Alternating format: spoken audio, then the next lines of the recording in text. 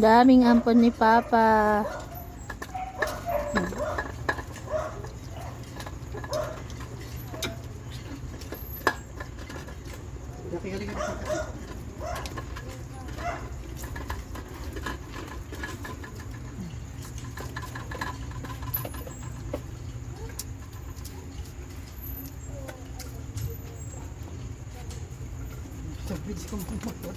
Hindi makakain niya itim.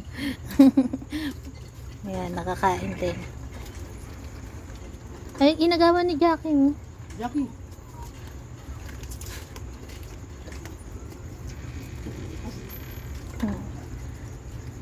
Wing wing, ayun.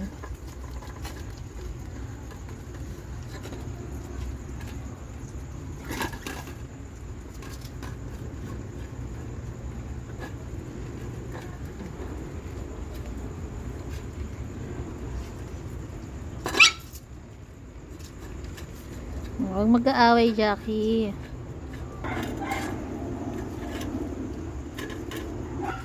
Ayan, nag-iingay na yung mga aso kasi nakita nila nagpakain si Fernan.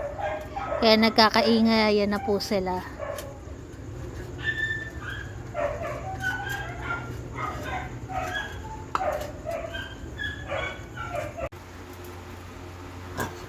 Tapos ayan naman po si Navaramo.